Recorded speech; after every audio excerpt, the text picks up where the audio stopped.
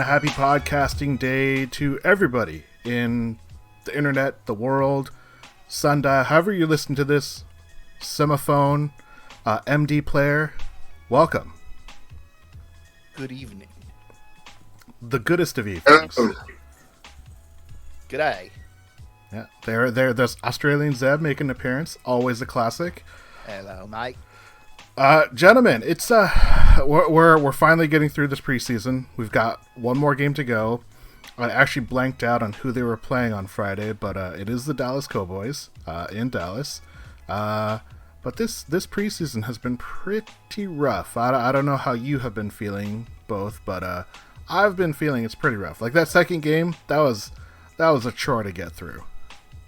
It was some pretty bad football, but I enjoyed it. I mean, I still love football, and I think there's still stuff you can look for, but I think that game in particular was it was a slog. Like once Geno came out, and then once Jacob Eason came in, I know Ross has ideas about how Jacob Eason played and what that could be, but I had a really hard time. I honestly watched it with half my eye on something else. I don't know if that's Are you not a Travis Homer fan? I mean, preseason essentially every year now is Travis Homer time, right? Well, I mean, Travis Homer definitely showed up in the first game. In the second game, I thought he was a little bit. He was still, one of the best runners, but I definitely thought he did not pop like he did, and it could be that. No, not as much, yeah, but it's. Don't nobody bet never not say nothing about Travis Homer. Not too much. Yeah, I mean, we injuries suck, and preseason injuries are the worst because it's seeing Damian Lewis. Luckily, it wasn't a big injury, but seeing him go down on the field, to say man, I know Phil Haynes slid in there and played really well, but the hope was Phil Haynes is actually going to take over the right guard spot from Gabe Jackson, and then we'll have a super young core except for our center. And I thought that was that's what I was hoping for. But obviously injuries happen. We have to deal with it like every other team does. But I thought that was a bummer on a game that I just was not excited about once that first quarter was over. I was there's nothing happening here. And maybe it had to do with the fact that we thought we were going to get Drew Lock for a good half of the game, but he gets COVID, and then he's not even available. So it's Geno's job to lose, but really not, because Drew can't even get on the field to show that he should get the number one job. And we'll talk about that later, but I'm trying to think about all the things that happened with that game. With me is Zeb and Ross. Gentlemen, what you guys think really quickly about that preseason game? Oh, it was slop ball. It was pure slop ball. Geno actually looked pretty good, but it was just sloppy all around him.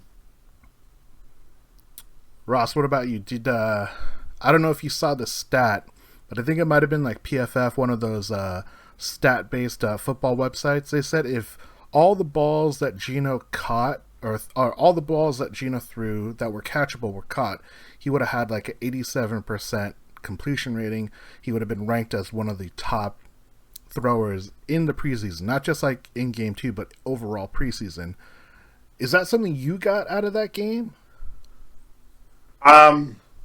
No.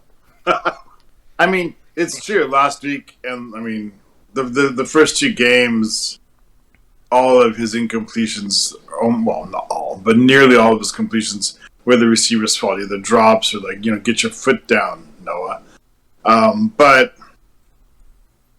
to me, there's, the old school, and it's funny because in most contexts I don't like the eye test or the gut feelings or whatever, but to me, there's just an utter lack of energy and an utter lack of creativity and an utter lack of magic when Geno's on the field.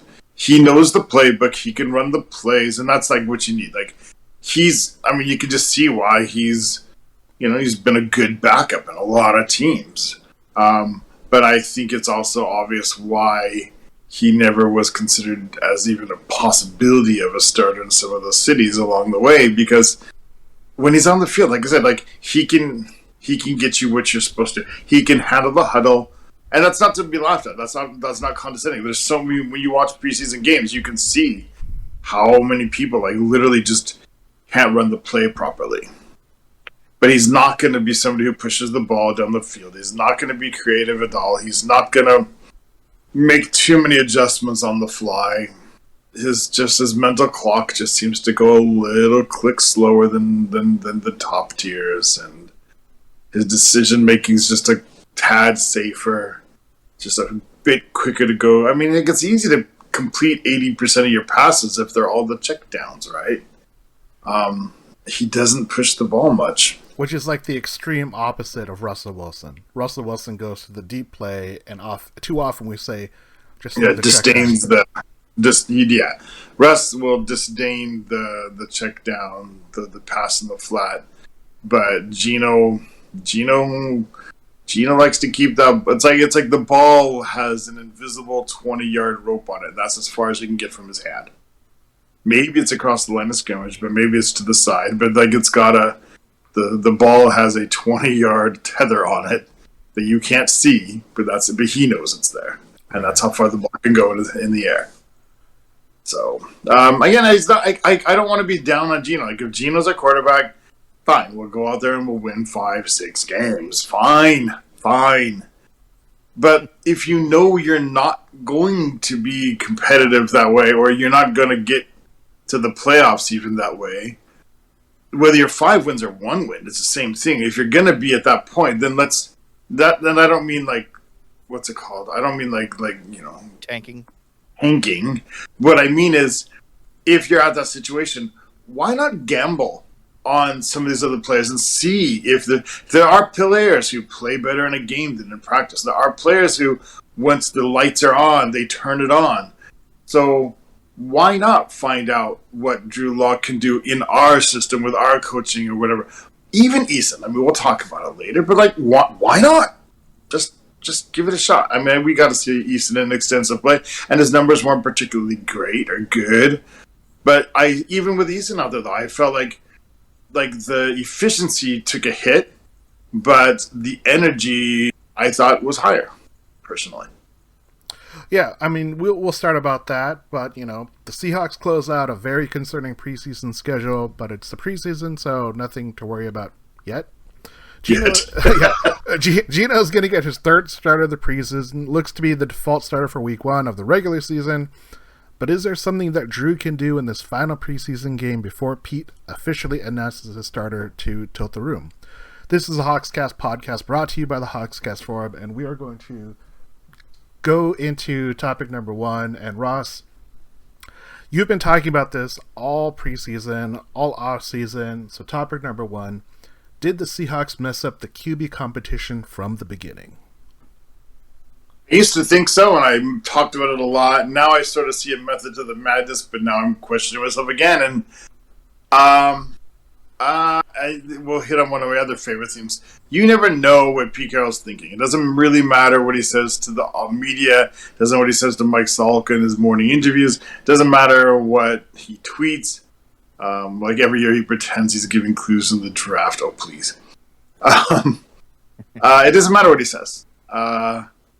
He said it was an open competition, that it didn't look like an open competition. And then my theory was that, actually he wants Drew Lock to win the job, but he wants to make a situation where Drew has to really push himself and really reach inside and find it and really blow us away to get there. But then I don't know what to make of the fact that Drew Lock is not going to start this week. I don't know if that's more of the psychological motivation game. I don't know if that means, because some people are saying maybe it was never like a close competition because maybe behind closed doors Drew Lock has sucked. Like maybe just in the practice, and that's one of the things. We don't have anybody on our staff this year who's been able to go to like a bunch of training camps and tell us what it really looked like day to day, and that's the value of training camp reporting, right? So we don't know. We don't have any information, and so it's a big mystery. It looks to me on the surface that they kind of screwed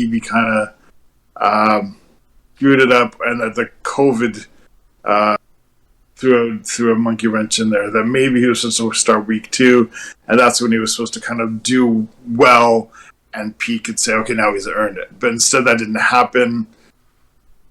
Again, I don't know what to read into. I don't know why he's not getting the week. Although, again, it might be part of the thing, because what I've heard now, what I most recently read, was that it's going to be Geno Smith, but only for a bit. And that Drew Lock's going to play a lot of the games. So if it's just like he plays from the second series on, or third series on, okay, that's 6 possessions, then we'll see. But, I give them an incomplete. I don't know. It's hard to know if they botched it, because I don't know what the plan was. If the plan was, like I said, if it was supposed to be a purely even competition from the beginning, yes, they clearly botched it, because you didn't give Drew Lock any opportunities or a fair opportunity. If it was supposed to be Drew Lock, hey, grab it, man, grab it, take it, earn it. Cool, I get that too, but it doesn't seem to match up either. I don't get it right now, to be honest. And I distinctly feel the lack of information this year. Are we even having this conversation if Drew plays last week against the Badgers or whoever we played? I think at this point, all we can say for sure is that this positive COVID test screwed up the opportunity for Drew to play in the second preseason game. And I don't know that means the Seahawks messed up the QB competition. I think it means that something unfortunate happens, and now we have some catching up to do with Drew. What does it mean? He missed his start last game. Yes. So what does it mean that he's not starting this game? Does that mean you missed the chance, so it's kind of decided, so we're going to get our starters a warm-up thing, and then the rest, then we're not going to risk any injuries? Is that what this game means? Or does this mean we're honoring what Geno's done up to now, so we're still saying he's number 1, but now the rest of the game is Drew's, and hey, Drew, man, you still have a chance to take it, man. Take it. I personally think what it means is that Drew is just behind now because he didn't get to play last week. And so if there was going to be an opportunity for them to swap starters, you kind of want all things to be closer to equal, and now Drew's behind. So he's still going to play, I assume. And do you ever play Madden? I have played Madden, yes. I have dabbled. So if you have a guy who's like a 77, and you have a guy who's like a 73, you normally start the 77. But if the 77 is in year 9 and the 73 is a rookie, 31-year-old 77 and a rookie who's a few points, or practical rookie, first time in our system, first time with a consistent coach, and it's a 73. Sure. If he is behind, isn't it still? I just don't see the. I guess I'm frustrated because I don't see the upside in starting Geno Smith. We know who Geno Smith is. We know who he is. We know, if we're honest, we know we're going to win 5 to 7, 8 games with Geno. If Drew Lock sucks, we could win fewer. But the only chance we have of finding a diamond in the rough is to play the potential diamonds in the rough. And then there's a potential that they surprise you. Then there's a chance we're better than we thought we were. I don't think... Geno was the named starter for weeks last year. It wasn't the same thing because the team wasn't built around him, didn't have the cap, Russell was still there. But I just don't think Geno all of a sudden he was secretly a game-winning quarterback. He was secretly a star for all these years and just nobody noticed. I don't buy that. I think that I don't want to leak too far into other topics, but I think that Pete Carroll knows what our ceiling is this year. And I don't think picking which QB to play to start this season is based on who can win us more games. I think this is about building this roster, getting guys the best possible experience out there. I really don't believe them picking between Geno and Drew is about who can win us the most games this season. Right. Okay. Fair enough. Yeah. Thanks. Sammy, what do you think? I think a lot of it is it comes down to your perspective, and also what you feel about Pete, how you feel about the Russ situation. I think that will play a lot into how you think about whether or not the Seahawks messed up. Because every single media, every single pundit, every single non-Seattle journalist has basically said, and we'll talk about it more in the next topic, that the Seahawks messed up by not drafting a quarterback, by not trading for Baker Mayfield, by not acquiring Jimmy Garoppolo, for not making a play for Deshaun Watson. Like, all these things that people have said, the Seahawks have messed up.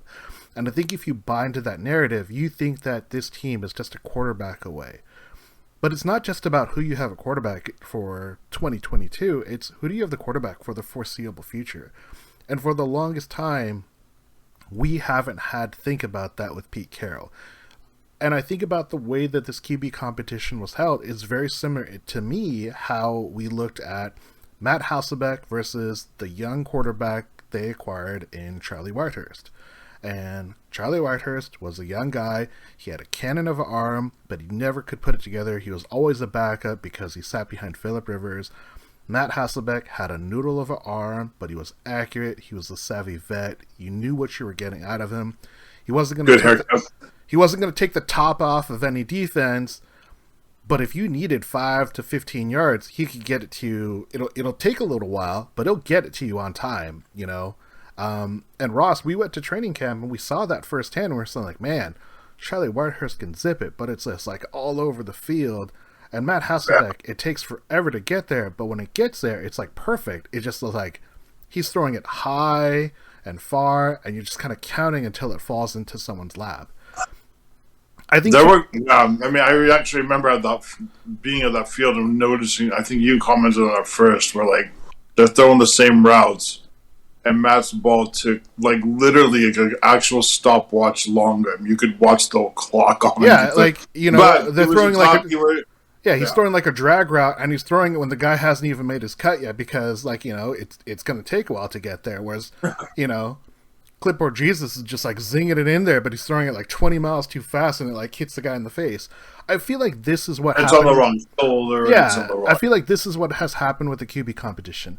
By all accords, I do think Pete wanted Drew to win the job, but Geno's just there. He's doing exactly what is needed. Yes, he's not wowing anyone, but he's doing that base level that you need in order to have a functional team.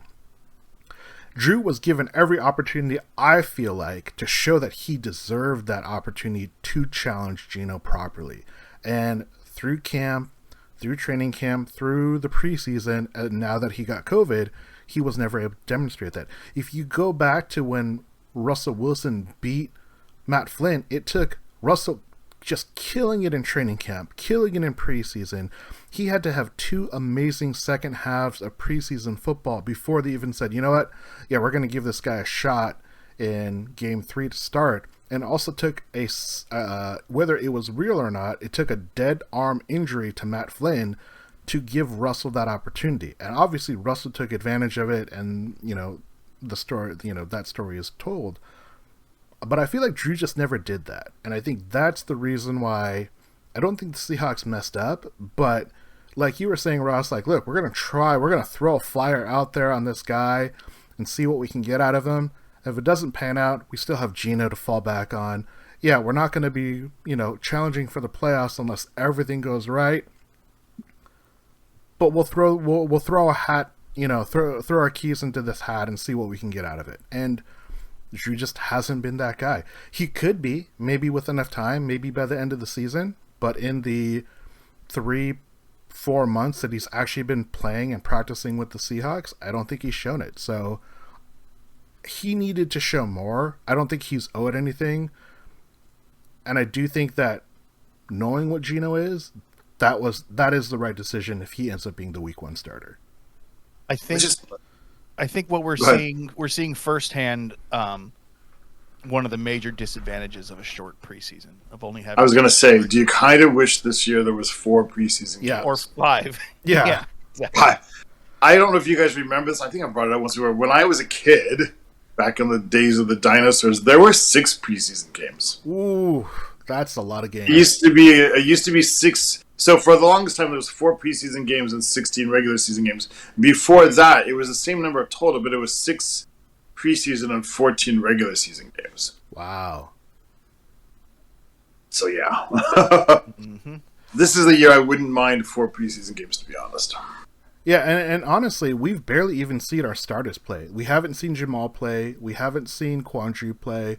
We haven't seen DK or Tyler even get a They target. played 3 plays each. Yeah, Right. They played I don't three I don't plays. even think they got a target. Rashad Penny hasn't played. You know, Kenneth Walker has only played like that one first game, and now he's got the injury he's dealing with, hernia. So I feel like this is probably what a lot of teams suffer through when they don't have solid answers on the roster, and this is what we are seeing kind of for the first time.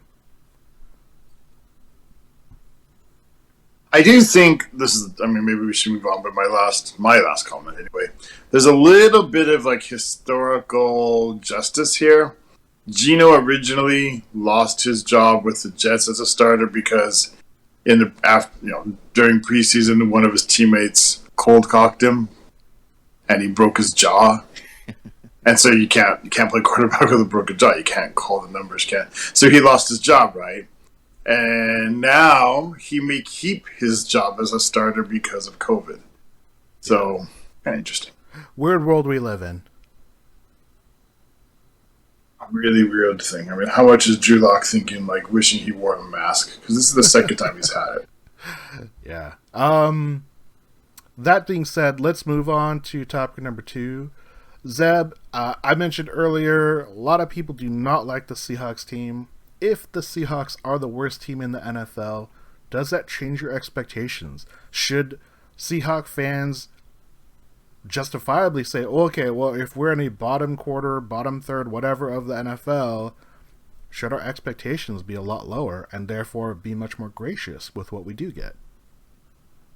I mean, I think that people should temper their expectations anyway. I know this new modern Seahawks teams, people are used to us making the playoffs every year, but this is probably not going to be that year. If the Seahawks are the worst team in the NFL, then people should not expect more than about 2 wins, because that's what it's going to take to be the worst team in the league. I don't think the Seahawks are the worst team in the league. I think it's going to take a lot of things to go exactly wrong for that to end up being the case.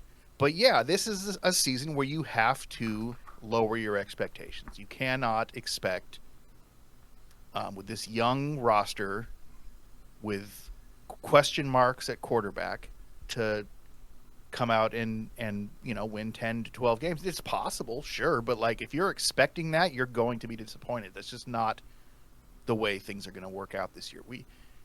As far as I'm concerned, the way I look at it, we're in the first year of a 2 to 3 year plan. This is 2011 all over again.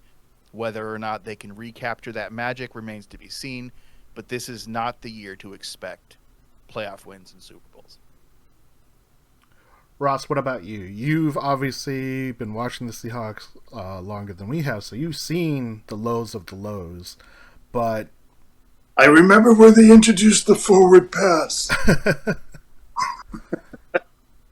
I mean, yeah, I've seen a lot of low times for the Seahawks, and this could be a low one. I mean, like I was a little bit in denial. I think now looking back and what this was going to look like, and but it's funny when you say like if they're going to be the worst team. I get why people are saying that, because the quarterback is so important, and people are like, "Oh my god, that's the worst like quarterback situation I've seen since sliced bread was first invented or whatever, or since Sammy Baugh was out there or whatever." But first of all, I don't know if that's true. I mean, like Miles Davis, for example, in Houston, everybody likes, and he did okay last year, but he was still a 28th ranked dude. I mean, he's not like amazing.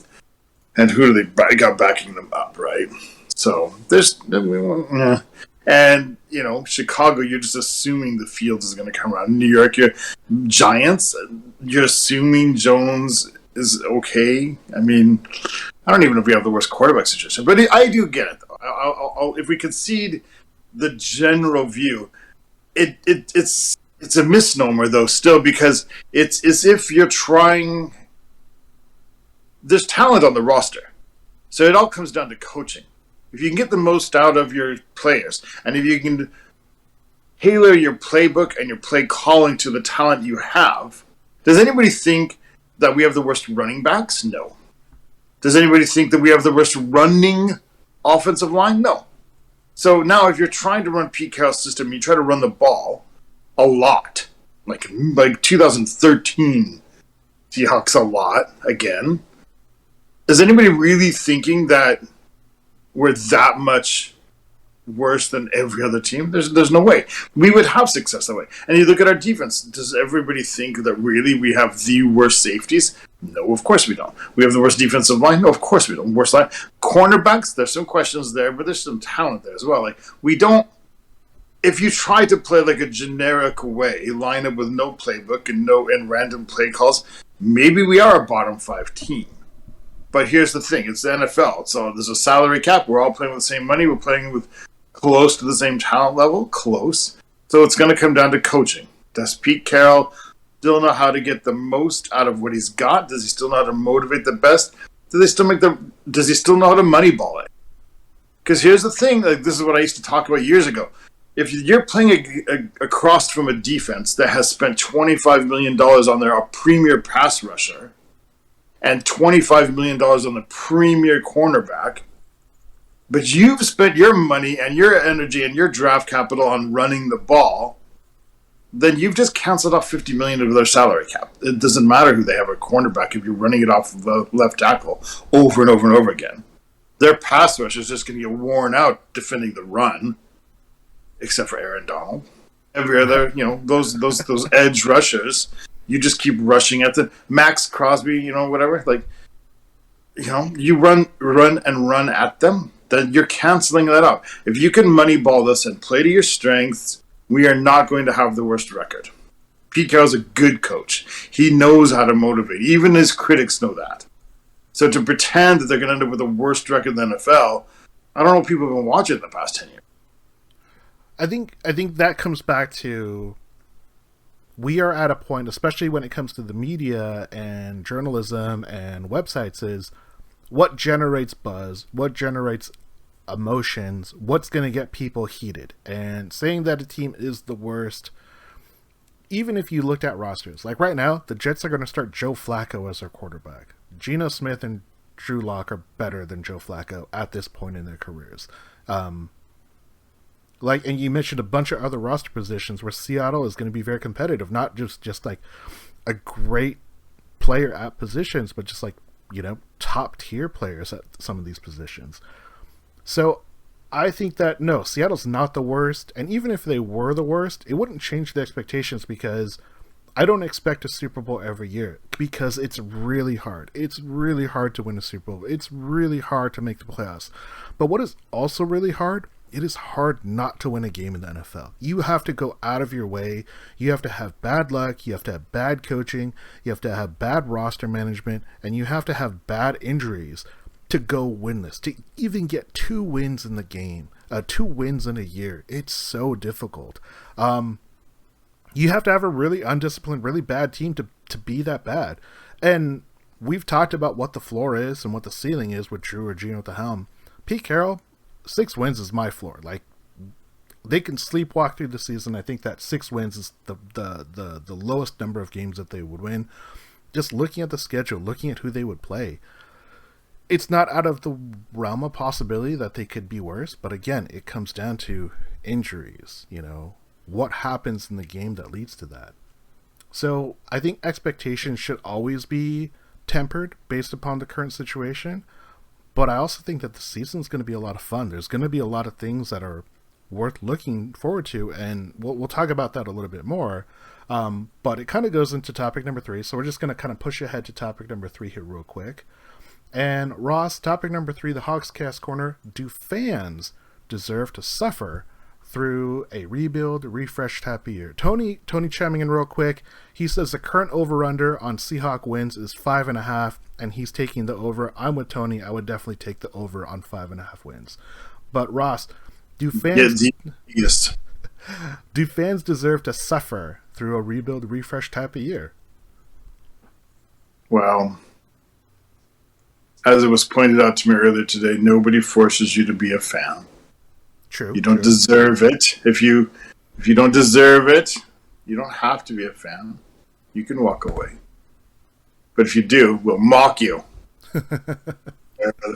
I mean, people have forgotten that this was traditionally part of being a Seahawks fan. There was the pain. It took me 5, 6, 7 years of Russell Wilson to overcome my battered fan syndrome. Where like every time you get the ball with the chance to win, you expect them to lose. Now I've overcome it now, I think, finally. But I mean, you don't deserve it, but you have to understand the game happens in cycles. Unless you're a Patriots fan.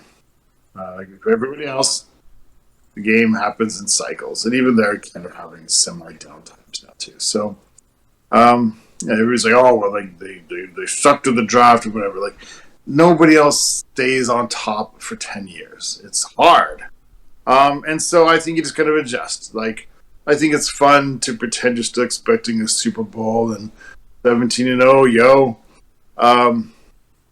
But you have to learn. It's how to be a mature fan. It's how to be a better football fan.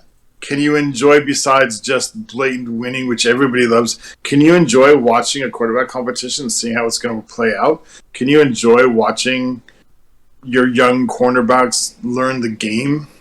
Can you enjoy individual accomplishments as when they're overshadowing the lack of team success for a couple seasons? I've talked about it on the podcast before. Like when I was a kid, Monday morning reading the newspaper, like I didn't care about the score of the Seahawks game because I knew the Seahawks. I wanted to see how many catches Largent had and how many yards, and I wanted to see how Dan Dornick did or David Hughes or whoever. And that's another part of the game. And actually, it's a privilege in a sense. Like, it doesn't have to feel that horrible if you can also use it as an opportunity to enjoy other elements of the game. Because anybody, literally anybody, that's why we have the fair weather fans and things. So anybody can enjoy a team when it's being awesome and dominating. But are you a fan that can also enjoy the down years and seeing how your coaches adjust or don't adjust? Can you enjoy talking about what this next draft might bring for them because this year's not so awesome, so next year's draft picks are going to be high? There's a lot of other stuff to enjoy. It's a complicated game. You can make it, it builds character, as they say. Oof. That hurts. Sounds like we're getting lectured by our dads. Zeb, obviously this question is a little bit tongue-in-cheek, but if you were going to tell someone who's brand new to football, is this a year that would be really tough to sell to someone? Saying hey, you should watch this game. Here's a team you should follow. How would you even pitch that? I don't know. Here's what I'll say. Do fans deserve to suffer? Yes. Some fan bases definitely deserve to suffer. All fans deserve to suffer because if you are placing your happiness in the hands of others, you are going to get what those others give you. If one cannot look within for contentment and one is placing that happiness or contentment into the hands of others, they are going to get what they deserve. You must be one with yourself truly to be content. Ooh. Are you quoting Oasis? Band? The band. They have a song lyric like please don't place your happiness or something in the hands of a rock and roll band that'll throw it all away. I'm not, but if that's what they said, then they are absolutely right. There is a line like that, please don't put your life in my hand. I'm just a rock and roll band. Yeah. But deep cuts from Zeb here. I think this is an interesting question because we all know fans of varying levels. We all know fans of varying levels of intensity, and they're definitely fans that take it very personally when either the team doesn't listen to what they think they should do, when they feel oh, well, this is how I would do it, or this is how I would run the team, or this is the players that I would acquire. Fans do take it very personal. So there is a degree, like you said, Ross, of that maturity. And like Zeb said, is of kind of taking things in a more like reasonable approach and saying like, look, don't live or die by this team that you have no control over.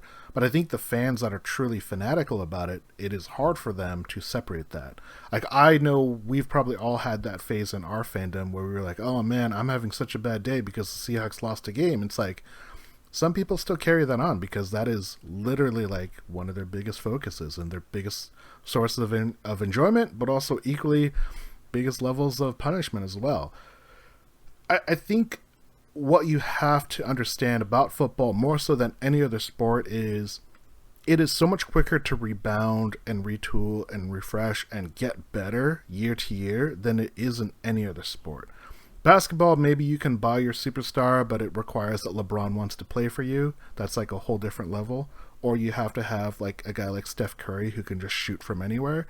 But from a football perspective, you know, it is very hard to be at the top year after year. There are so many roadblocks. There are so many things that the game challenges you with. The way that the salary cap is structured, the way the scheduling is set up, the way that the draft is set up, the way that free agency works. There are so many factors that stops teams from being constantly at that high level that it really, really does take a lot of luck, a lot of like foresight to stay on top of it. And if you're not good at that, if you don't have the patience for that, then each season is going to be a really rough roller coaster. So probably not what anyone deserves, but that's what you're going to get. I think that honestly, a fan of any team, somebody who invests time or money or emotional energy into a team, deserves a team that is going to do the best they can to put a good product on the field, right? Right. That doesn't guarantee wins. It doesn't guarantee championships, but you need to know that your team is honestly trying to be successful. And I think with the Seahawks, especially since Paul Allen bought them, there's no denying that they've done everything they can to win football games for us. And I think that is something that in the NFL, the even rules are set up so owners can't do that. They can't tank. There's punishments for that. Obviously, those are always questioned. But even as a Jets fan, if you're a Jets fan, if you're a Jags fan, you see all the moves that they're trying to make to become better. They're not avoiding drafting quarterbacks. They're just bad at it.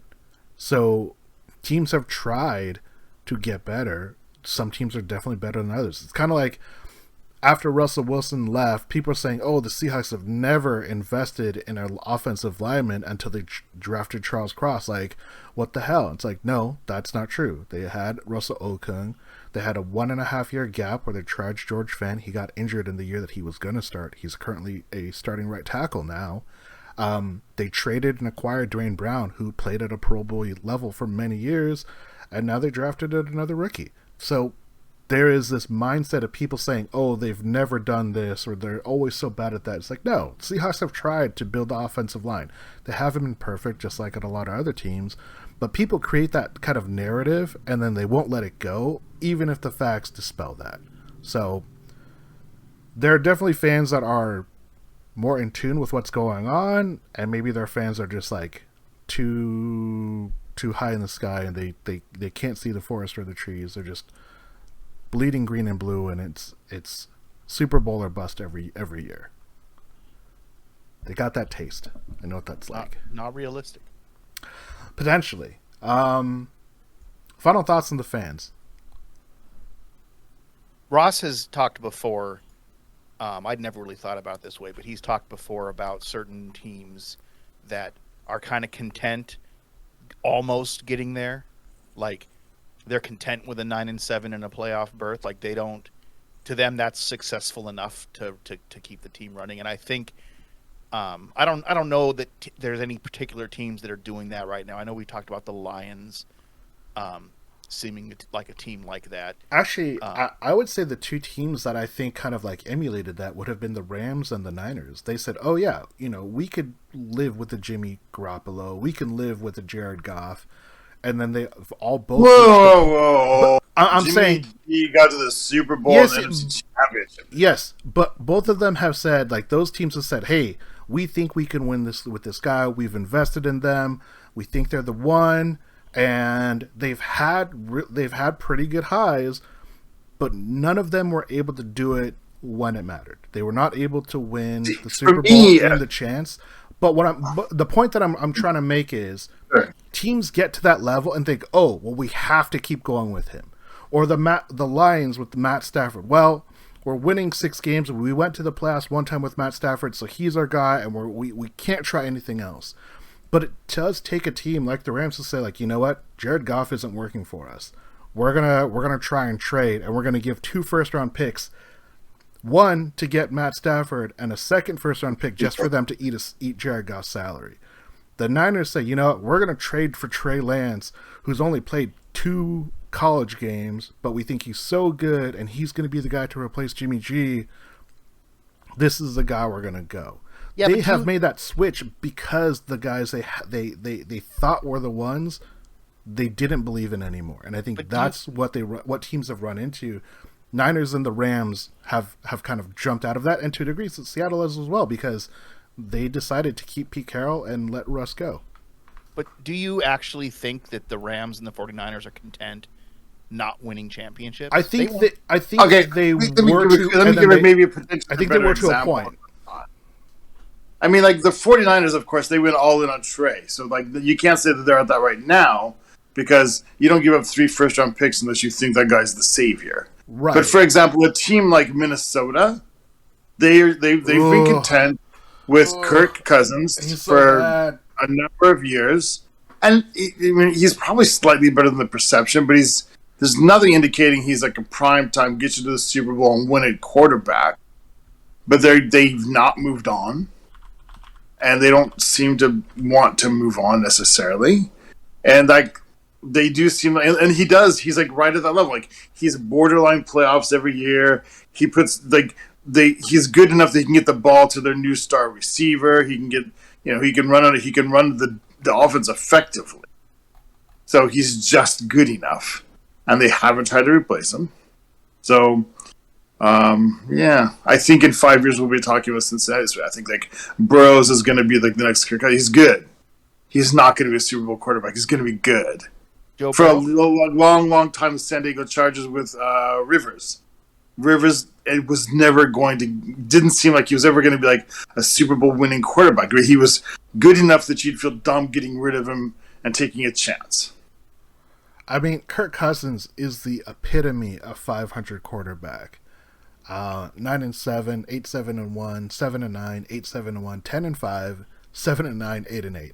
I mean, if you were gonna like say, hey, this is what a 500 level quarterback, Kirk Cousins is the dictionary definition of that. I guess more contemporary. They're kind of stuck. Maybe they're kind of stuck because Kirk Cousins is good enough to get you 500. So every year you've got a middle of the round draft pick, so you can't get the next best quarterback, but you also can't. But this is a perfect argument to not pay a quarterback just because he's maybe almost hopefully good enough, right? Exactly, and that's what I've been saying for years. Right, and I never would put Russell Wilson in that category, but if we had Kirk Cousins, I would have said, like, look, we can't pay this guy $35 million a year guaranteed to go 500. Let's roll the dice. Let's get younger. Let's build the team in a different way. I mean, Kirk Cousins has made all of his money in the last, 6 years of his career. He's a 10-year vet. He's playing just as long as Russell Wilson. But he is literally, his record in his career is 59, 59, and 2. Literally, he is a 500 quarterback. Like exactly. Young Russell was good enough to overcome his shortcomings and win football games with his athleticism and that sort of thing. Kirk Cousins has never been that guy. Yeah, I mean, Kirk Cousins had the worst record against winning teams and Super Bowl teams for like the longest time until it didn't matter. So I think that there are a lot of good case studies of how you can and how you should build a roster, and we've kind of talked about it like on and off throughout our podcasting career. We're seeing the Seahawks try something new. We don't think that they're gonna just win it all this year. I think we're all reasonable about that, but I'd rather be in this situation than a situation where like my best hope is to go 9-8 and squeak into the playoffs with Kirk Cousins as my quarterback. Yeah. All right. Definitely. All right, final topic of the evening, topic number 4. Zeb, what position should the Seahawks acquire before week 1? So we've seen our depth. We've seen the second and third and fourth string play. They're not very good. They can't tackle very well. What position should we try to acquire before we get our final 53-man roster set up? I don't know. I kind of am, barring crazy injuries, content going into the season with what we have. Like I said, we have a lot of young players. We have some pretty. It's pretty solid who's going to start just about everywhere. And yeah, we have a lot of questionable depth, but I don't think there's anybody or any position in particular that we need to shore up. Outside, maybe the running back could be an issue, depending on injuries. I don't know what the most recent reports are on Kenny. And we know Penny is not reliably healthy. What are you talking about? And although obviously Homer should be starting anyway, we still. What about DJ Dallas? I like all of our running backs, but it starts to get very thin. But I don't know who maybe we stick. What's the guy's name? Thompson, the little guy. Maybe he sticks around. He looks good. Somehow. Yeah, I mean, I don't know that there's any one position that needs any crazy attention right now. Obviously who gets cut could change things, but I don't know. I'm kind of content where we're at. I don't need them to make any big moves. Ross, what about you? Is there a position that you think like, hey, if a guy becomes available, the Seahawks should make that move? Not necessarily a person. I've got two. I think things as they are, we probably need to find a reliable wide receiver 3. There's going to be some talent out there, man. D. Eskridge is back in camp. He's playing again. D. Eskridge is to wide receivers what Penny is to running back so far. No. The better analogy is CJ Procise. Yeah, well, so far, yeah, definitely. Marquise Goodwin as well. I was stoked to have him come in.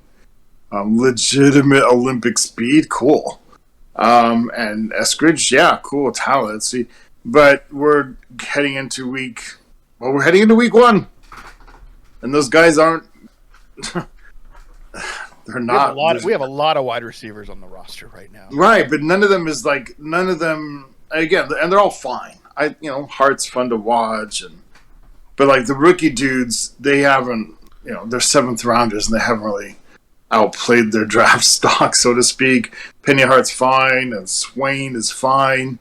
But wouldn't it be nice to have, like a lot of teams do these days, a legitimate wide receiver 3 that's actually a threat in his own right? Is there anybody on your radar that you think may become available? There's a few teams that have a bit of a glut, so you just gotta I'm wondering if Buffalo is gonna really keep around everybody they've got. They have, what's his name? They brought in the ex Washington ex-Jet guy who's the slot, the veteran guy. I forget his name right now, but then they've actually developed their own guy. The guy had the 4-touchdown playoff game. Yeah, they're both competing for the same spot. I forget their names now. But I don't think they're both. I don't know if the younger guy keeps it. Let me look at the name real quick while I'm talking. But all right. Well, I don't know if while Ross is looking that up, yes. Jamison Crowder. Yes. Oh, okay. Crowder available because I don't think that he wants to stick around on the team and be the 4th or 5th option. So if they really do keep the other guy at the slot, I think Crowder could be available. I think a few teams have a little bit of a glut with some wide receivers that have a little bit of upside. Even the Washington Commanders now. Commanders. They've got a terrible name. Who was the young guy in the Bills that had the 4 touchdown game? What was his name? I'm just forgetting. I want to. Was it Hodgins? 1 second. Is that the game that they lost to the Chiefs? Yeah. That's the game where everyone's like, "Oh, we need to have like quadruple overtime. This game is so much fun." It was a great game, but it was a great game. Hold on a second. Tony chiming in and saying that we should acquire Gardner Minshew. So he's saying we should actually get a player. But see, the thing is, Minshew's not going to be cut, and if you're only looking at him as a bridge, you don't want to use any draft capital at all on your quarterback because they're saving up. So it's Isaiah McKenzie. Oh, sorry, Gabriel Davis and Isaiah McKenzie are like. So Isaiah McKenzie is the guy now who's going to be the slot guy in Buffalo, even though they brought in Jamison Crowder to do that. So I don't think they'll keep Jamison Crowder. So he could become available, and that would be interesting, I think. Was McKenzie the guy that got the 4 touchdowns? No, I was confused. It was Gabriel Davis. But Gabriel Davis is now he's moved all the way up to their wide receiver 2, and McKenzie's now wide receiver 3. Gotcha. He apparently passed Crowder. So Crowder's now potentially the odd man out because he would be valuable as a wide receiver 4, but that's not the paycheck they gave him, and that's not what he wants to do. So he could become available. Shout out to me. Shout out to me for drafting Gabe Davis in the dynasty draft. Yeah. I do like Minshew, but I don't think I want to give up capital that next year is going to be potentially available to take a better quarterback as a rookie. So here's the one thing I'm going to say for the second position. People are going to freak out. And as somebody pointed out to me earlier today, if we have a sucky quarterback class, then look for a quarterback. And I think the 49ers are lying. I think Jimmy G is going to be available. I think they're going to cut him. They have to cut him. They have to cut him, and no one wants. They're not going to pay him $25 million. No one wants to pay him $25 million because if you trade for him, you'd have to. You'd have to convince the Niners to eat some of his cap. So they're going to cut him, and then do we? I don't love Jimmy G, but if he's available and to sign. He did get them to the NFC Championship. He's gone to the Super Bowl. He's not a bad quarterback. He's bad because of what you're. It's like when your friends build up a movie and you think they tell you it's the best movie ever, and you go to see it and you're expecting the best movie ever, and it's good, but it makes you feel like it's crappy because you expected so much. Jimmy G walked into a situation to be the absolute new Tom Brady of the West, and he wasn't. So we all think he sucks. But he doesn't suck. He's gone to the Super Bowl and he's gone to the NFC Championship game 2 out of the past 3 years. That's how many quarterbacks have done that? Can you really say we wouldn't be better off with him? So sign him. Fine. So here's one reason why Seahawks fans will say that Jimmy G is not good as a quarterback. He is 1-5 against the Seahawks, and in the 4 games that he did not play, the Niners still went 1-3. So he is combined 1-8 as a member of the San Francisco 49ers. So 2-8 lifetime in his career, even when he wasn't playing. So there's a reason why Seahawks fans don't think so very highly of him. But yeah, that's not a great record. I think the 2 positions that I would like the Seahawks to look at is linebacker and kicker. Jason Myers. Kicker's a good answer. I can't stand the fact that he misses PATs. Like the fact that he's missed so many, it's insane to me. Like kicking a field goal is hard, kicking a PAT is hard, but it's literally all you do. I don't get why he's become so inconsistent with it. I still wish that we had got or acquired a kicker and had an actual training camp competition. Yeah. Linebacker, my concern is like outside of Jordan Brooks, I really don't know who I should be excited for. Is it going to be Boye Mafe as the outside linebacker? I think of him more as an edge rusher than like outside linebacker, but maybe that's kind of like the tomato situation. But Cody Barton doesn't inspire me a whole lot. He's okay. I thought you bought like a Cody Barton jersey. No. I would. You know what? I have an Aaron Kerr jersey that I've never worn, and I would wear that before a Cody Barton jersey. But yeah, I think linebacker is probably my biggest concern in regards to our depth, and that could just be that like what they've demonstrated so far in the preseason that they can't tackle has been always alarming because that's something Pete Carroll teams are known for. They're known for being sound tacklers, and our linebackers in the preseason they're just so many whiffs. We have not been a great tackling team the last few seasons. That is true as well, and I'm not sure what has happened because before everyone in Seattle tackled really, really well. Like there was a stat, and maybe this is just more credit to Bobby, where for like a couple years, Bobby didn't have a registered missed tackle for like years and years and years. So that's maybe something that we will miss. And looking at what our roster is, I kind of wish we still had Bobby, even though I don't think he's as good as he has been. I still think he's better than anyone else we would have had. Yeah, you're probably right. So I think that's a mistake. But those are the two positions that I would like to see the Seahawks try and look at based upon roster cuts. And we'll probably be surprised by a few.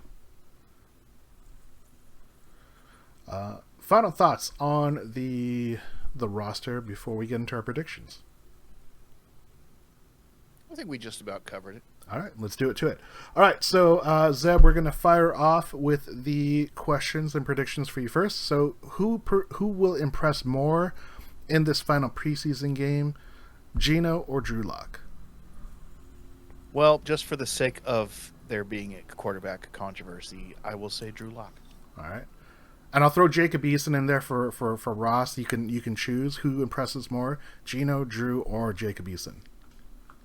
Jacob Eason.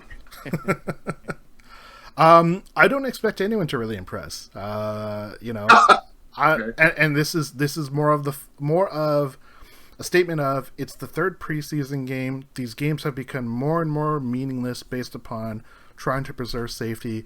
I think Drew's gonna get a majority of snaps, but he's gonna be playing with the second and third string teams on both sides. I don't think we're gonna get like this great representation of his skill sets because before he got diagnosed with COVID and before he got locked down, he went 0 for 4 in all of his red zone attempts, where Geno Smith went like 3 for 4 and scored like 3 touchdowns. So, Geno was going against the twos with the twos, Drew was going with the ones against the ones, and Geno came out ahead and Drew didn't. So I think there's something to be said about who you're playing with and who you're playing against.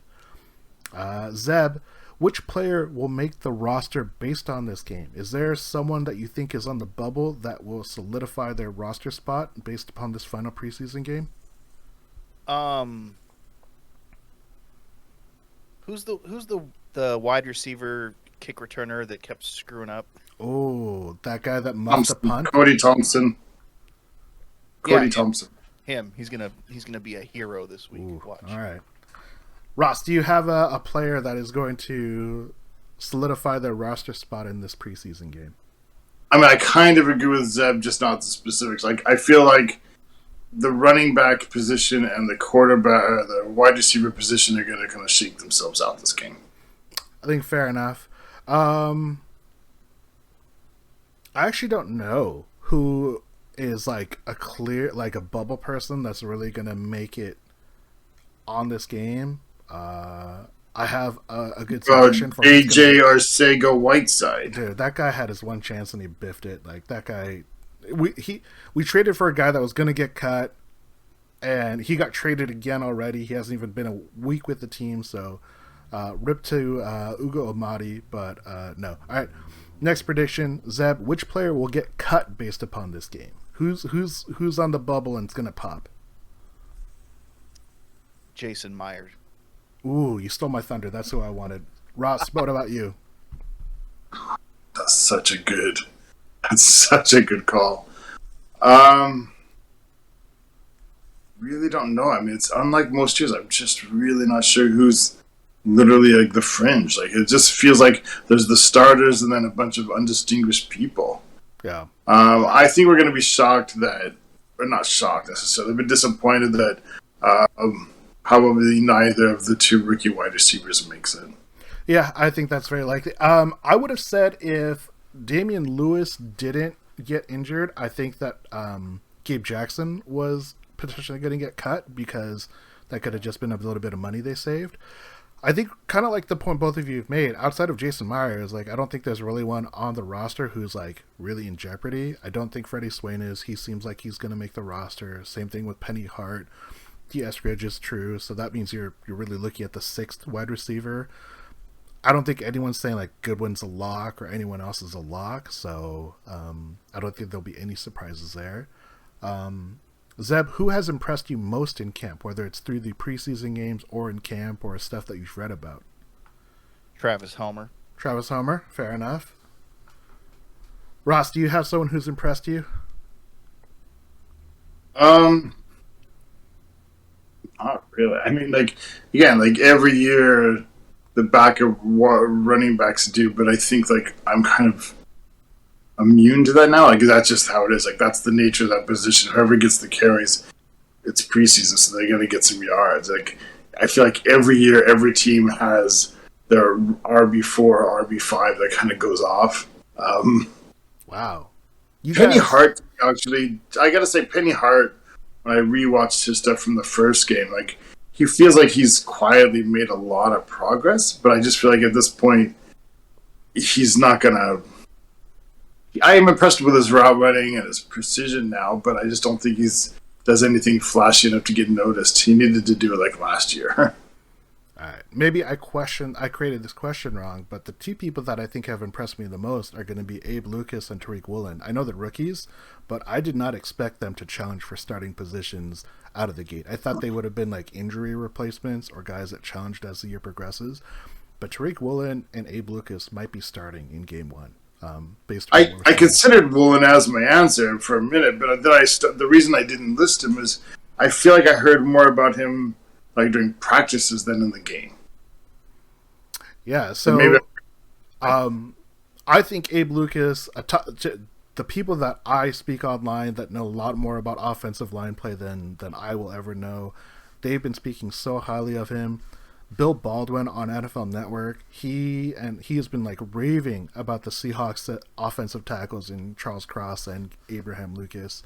Tariq Woolen this is off topic, but in Madden 23, the newest Madden football game, I know video games, but there's this mode where you basically build a roster through cards, and Tariq Woolen is currently considered one of the best sleeper players that you can buy in the game. So you can earn points by playing against other players, and you can buy cards to create a roster. Tariq Woolen, based upon his speed, the cost of his card, is considered like one of the best values in this game. So all the Madden players that I have seen, mostly the friend that I know that plays the game, he has said Tariq Woolen is like one of the best players in the game, and this is coming from a guy that doesn't watch Seahawks football. He's a Falcons fan. So those are the guys that have impressed me the most. Final prediction, Zeb, which rookie needs to show you more? I'm going to answer this in a different way. It's not that I'm not saying this guy hasn't shown, like I'm disappointed in him. It's not that. I want to see Bo Melton fight for a roster spot. That's what I'm hoping for. I felt he had a really bad game too. His game 1 with that toss, that toss and run was really good. But yeah, like him and Derek Young with the drops, it's just killer. He had like 11 targets for 3 or 4 catches. That was just. I mean, you might credit a little bit that of being Jacob Eason just not being accurate enough, but still, like you got to come down with some of those. Blaming Jacob. He had the one good, nice long 39-yard. He showed some speed. Yeah, that was from Drew Lock though. Ross, do you have a rookie that needs to show you more? Not needs to necessarily, but it would make my heart warm to see Kobe Bryant go off a little bit on this game. Oh, another Thunder stolen. That was going to be my guy too, because as you both know, we talked about him in the draft and how excited I was for him because he was he won the award for best corner in college, and I think he's played well. I think in the first game he was taken advantage of on a really, really nice throw and catch in the corner of the end zone. Hard to defend against that. but he's been kind of moved around a little bit more. So I kind of hope he's able to solidify a spot. It sounds like they're giving him more opportunities at nickel, which makes Justin Coleman like an easy cut if he can win that job. But doesn't look like he's going to compete for a starting corner position out of the gate like Tariq Woolen is. And gentlemen, those are our predictions for the day, and that is our podcast for the day. Time for some shout outs. So Ross, do you want to jump in real quick and get in a last second topic? No, I'm okay. Okay. All right. Well, gentlemen, it's time for some shout outs. Shout outs. Shout out to fantasy football commissioners everywhere, putting in the time. For real. Shout out to my homie Armando. Shout out to Armando. Shout out to Tony for chiming on the chat. We are the Hawkscast.net podcast. Obviously, please check us out on our website, hawkscast.net. You can find us on Twitter at Seahawks Podcast and Seahawks Forum. I am Sam. With me, as always, is Zeb and Ross, and we have more podcasts coming along. We're not going to go next week, but we will have a podcast before the start of the regular season, which will be the Monday night game against the Denver Broncos and some shorty named Russell Wilson. This has been a lot of fun. Check us out on Twitch, on Twitter, on our website, and we wish you a go Seahawks. Seahawks country, let's fly.